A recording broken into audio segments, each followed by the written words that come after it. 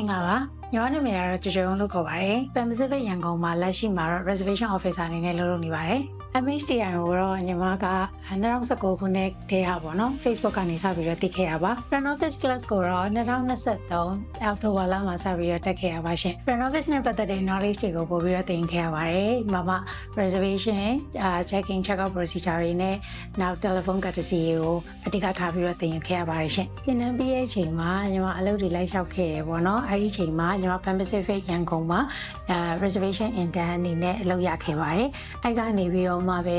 front office ဘက်မှာလည်းညီမ cross training နဲ့ဆင်ခွင့်ရခဲ့ပါတယ်ရှင်အခုကတော့ reservation officer permanent အနေနဲ့ပဲလုပ်ဆက်လုပ်နေပါတယ်ရှင်သင်တန်းမှာသင်ပေးလိုက်တဲ့ theory နဲ့ဒီလုပ်ငန်းခွင်ထဲမှာဆိုလို့ရှိရင်ပေါ့နော်ဘယ်လို apply လုပ်လဲဆိုရင်အရင် different မဖြစ်သွားပဲနဲ့ညီမတို့တော့တော်တော်ကြီးကိုအဆင်ပြေခဲ့ပါတယ်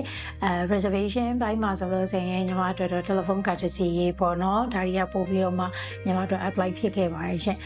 reception မှာဆိုလို့ရှိရင်လည်း cash handling လုပ်တာတွေ cash နဲ့ dealing လုပ်ရတဲ့အချိန်ဒီမှာဆိုလို့ရှိရင်ဒီမှာသင်ပေးလိုက်တဲ့ theory တွေက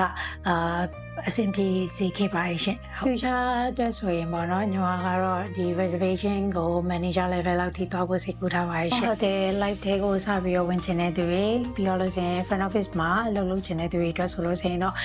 ညီမကတော့ဒီ